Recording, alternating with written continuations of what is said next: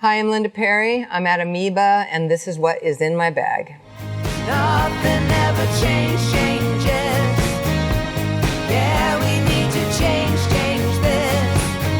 Feathers in a storm. Oh, yeah, we will fly away.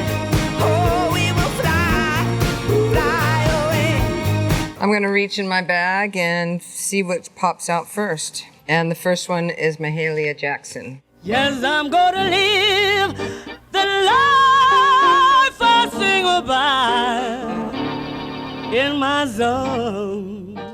An emotional one for me because a long time ago I was searching through a record store in San Francisco. I was looking for Janis Joplin. I saw Mahalia Jackson, and for some reason I was just very attracted to the name and everything. So I started reading about, she's gospel. Didn't it rain, children, talk about rain, oh my Lord. Didn't it,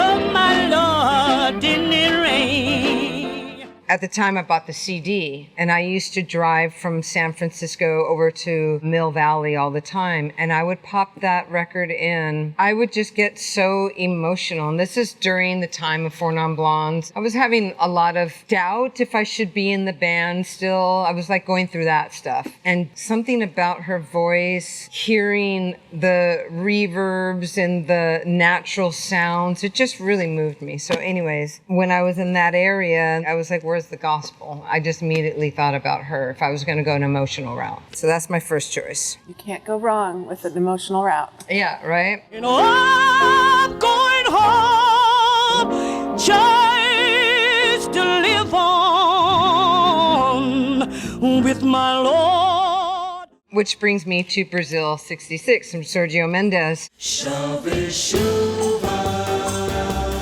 constantes do bem. Chove, chove, chove, chuva. My mom would play this over and over and over. My mother's from Sao Paulo. She's Brazilian. My mom just was never able to go back to Brazil. So it was like her way of bringing Brazil to her. And she loved Sergio Mendes.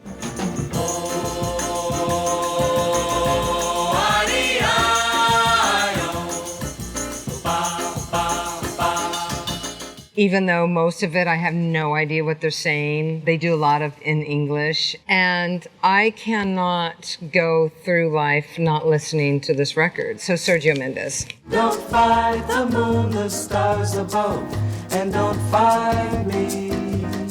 The fundamental loneliness grows whenever two can be a dream together. And Astrud, Gilberto.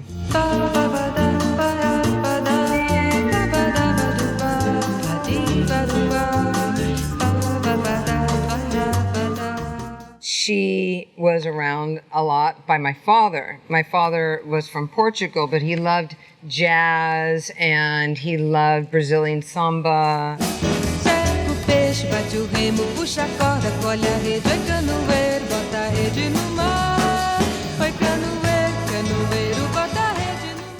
It's in my system. When I first started singing, I sounded very much like her. For some reason, it'll show up, and like my voice was very breathy and airy, and then it turned into me really loving Sade and Everything But the Girl from, Tracy Thorn. Anyways, chill, lounge, 60s, jazz. I used all of that influence. Say it and make my craziest dream come true. Holy hell. And this record particularly, I was so excited to see this record because Wanda Jackson, I think, started this whole style of music. There's a party going on. There's a party going on. We're gonna swing it, shake it, make it, jam it till the break of dawn. She had a whole style. Rockabilly wasn't a thing, I think, at the time. I think she actually really started it because they weren't going to let her play on the Grand Ole Opry because her strap was off of her shoulder and they considered her extremely risky. Wanda Jackson also dated Elvis Presley, which is amazing. And the story there that Dolly Parton told me was that they were performing together, Elvis and Wanda, and he was opening for her at the time. She went to him and said, listen, darling, we're done. You're going to take off. That's not my bit, you know? So she knew he was going to go really famous. Let him go. And this woman, I feel, is extremely underrated. Oh yeah, ever since the world began, a party woman is a thorn in the side of a man. Yeah. She did so much for rock and roll. I don't think people realize it. And fashion. And for women. Her voice, that scratchy voice when people are like, you know, more Peggy Lee and classy, I guess traditional, girl next door singing very clean style of music. She came in. Punk rock. I feel she started punk rock as well. Tongue tied. Woo, I got tongue tied. Yeah. I went I love you. Yeah. This record, it's my teenage years. I guess you're just what I needed. Just what I needed. I needed someone to feed. I guess you're just what I needed. Just what I needed. I have so many incredible memories and terrible memories at the same time, but this record, just there's something about it that just brings me down. It grounds me. Here she comes again when she's dancing beneath the starry sky. Yeah, I make you feel. Here she comes again. It reminds me of how we can survive if we really put our mind to it. Not that this record is saying anything lyrically that makes me feel empowered, but something about the feeling of this record takes the weight of the world off of my shoulders. And I can still pop this on and just start smiling. Let the good times roll. Let the good times roll. Let the good times roll. Jesus Christ Superstar, fuck yes. Too much heaven on their minds. It was beautiful, but now it's sour. Yes, it's all gone sour.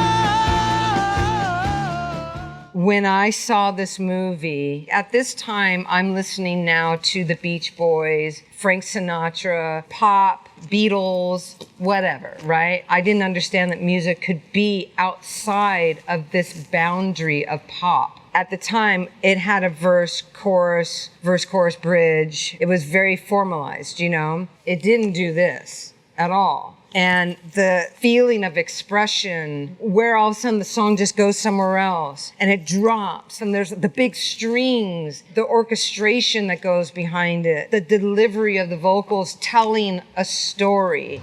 Jesus, I only wanna know. Tell me, don't you get me wrong. I only wanna know. Jesus Christ Superstar, I think, is an extremely important musical for people to go back to really understand where musicals came from. It wasn't just Oklahoma. It's so traditional the way they still try to make musicals. We need to be reminded of this story. It's a pretty impressive record. Close your eyes and relax. Think of nothing. Close your eyes. Carpenters. Karen Carpenter is like, when I was a kid, I had a lot of bad shit happening. And you don't really know how to identify that at all. And then one day, I think my sister brought this record home. She put it on and I just went, what is that? Sing a song, make it simple to last your whole life long. There's something dark and depressing about her tone. My heart immediately grabbed onto her because something about her tone, it identified the feeling of this dark moan that was going on in my life to her voice. And it felt very similar, but here is a sound. Like it's living in here, but now somebody's voice is giving that feeling a sound. Hanging around, nothing to do but frown. Rainy days, Mondays always get me down. I just was like nonstop putting that record on, and Superstar, all of it. Don't you remember you told me you loved me, baby? You said you'd be coming back this way again, baby. And then one day, I might have been 5 years old, the TV's on, and I hear Close to You. Now, mind you, I have not seen what this woman looks like. I ran to the TV and I'm looking for the singer and I can't find the singer. And then all of a sudden, there she fucking is on the drums. Just like me, they long to be close to you. It was like, if you can have a mind blown moment, it was one of those like, what? Because you don't see women on the drums singing their pop song. It changed my whole thing. I zeroed in on music right then and there. Something about that combination of this woman expressing my emotions through her voice and her being powerful and fucking cool, sitting on drums, and a phenomenal drummer.